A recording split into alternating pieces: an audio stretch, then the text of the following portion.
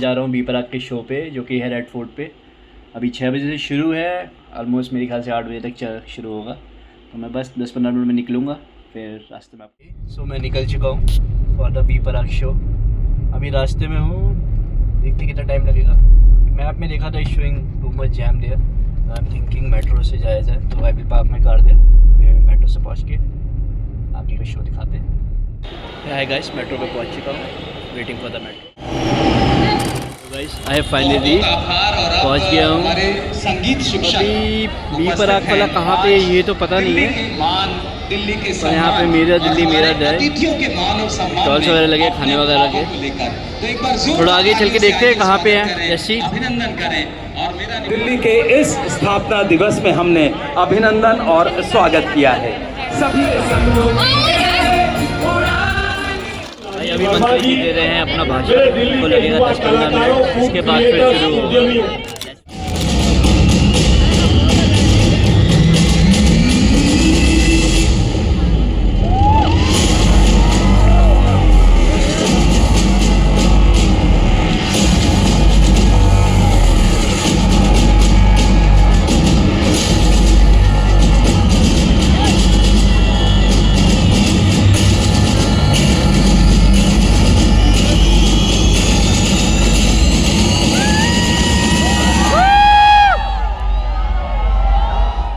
हुए हाथ सम्मान माननीय उपराज्यपाल महोदय का।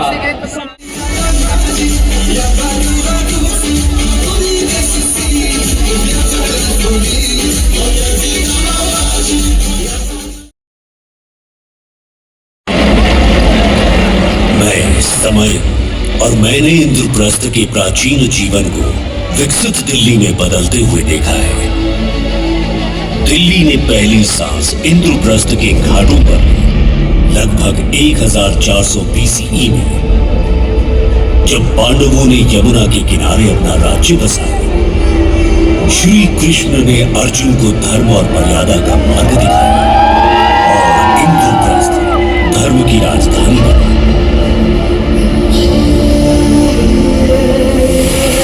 यहाँ के घाट, मंदिर और महल मेरी पहचान थे। हर पत्थर से संस्कार और मानवता की खुशबू आती थी।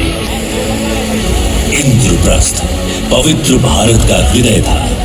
ये दिल्ली की शुरुआत थी और यहीं से इसका इतिहास जुड़ा है।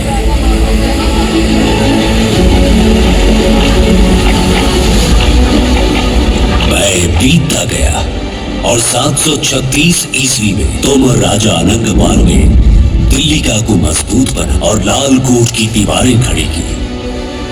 फिर पृथ्वीराज चौहान आए, जिन्होंने दिल्ली में किला राय पिथौरा बनाया और यहाँ अपनी राजधानी स्थापित की।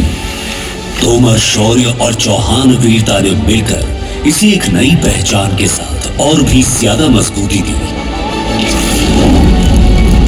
1526 में मुगल शासन आया और 1639 में शाहजहां ने दिल्ली को शाहजहानाबाद बनाया।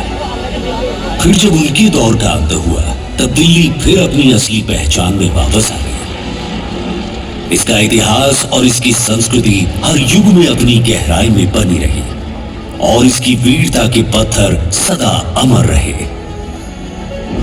फिर आया सन 1911, जब ब्रिटिश ने कलकत्ता से राजधानी दिल्ली शिफ्ट की। किंग जॉर्ज V के दरबार में दिल्ली को आधिकारिक राजधानी घोषित किया गया।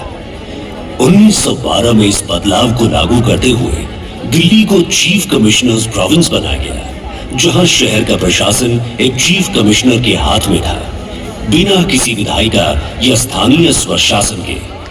लटियंस और बेकर के द्वारा डिजाइन हुआ रायसीना हिल और नए एडमिनिस्ट्रेटिव बिल्डिंग्स ने दिल्ली को नए रूप में सजाया, आधुनिक भारत के सपने का प्रतीक बनकर।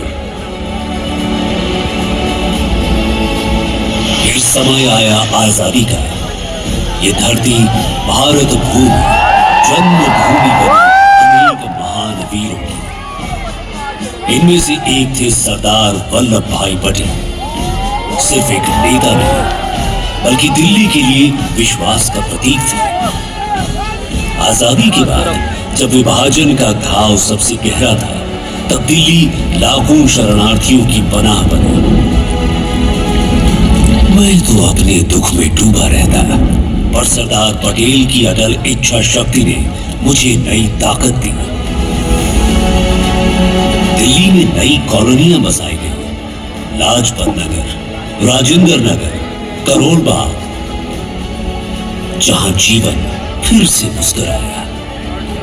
पटेल की दृष्टि से दिल्ली हर बदलाव को अपनाती गई और इसकी गलियों में सुरक्षा, विकास और इंसानियत के नए रंग बिखरते रहे।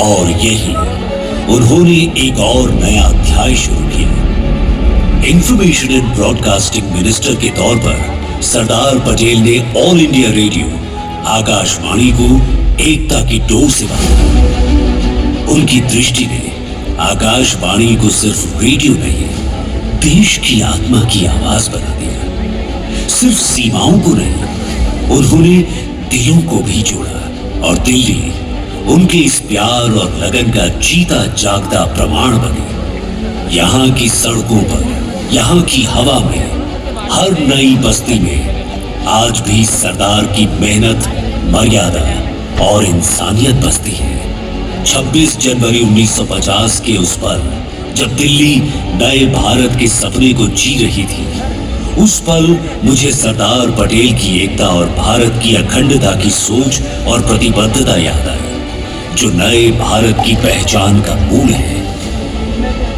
सरदार वल्लभ भाई पटेल के नेतृत्व ने दिल्ली को 1950 में एकीकृत भारत का हृदय बनाया। 1952 में दिल्ली एक पार्ट सी स्टेट बनी, जहां उसे अपनी विधानसभा और अपने पहले मुख्यमंत्री के रूप में चौधरी ब्रह्म प्रकाश मिले।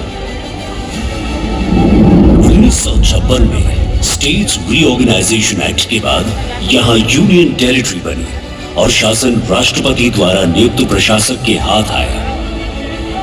1967 में मेट्रोपॉलिटन काउंसिल और लेफ्टिनेंट गवर्नर के साथ सीमित सलाहकारी व्यवस्था बनी।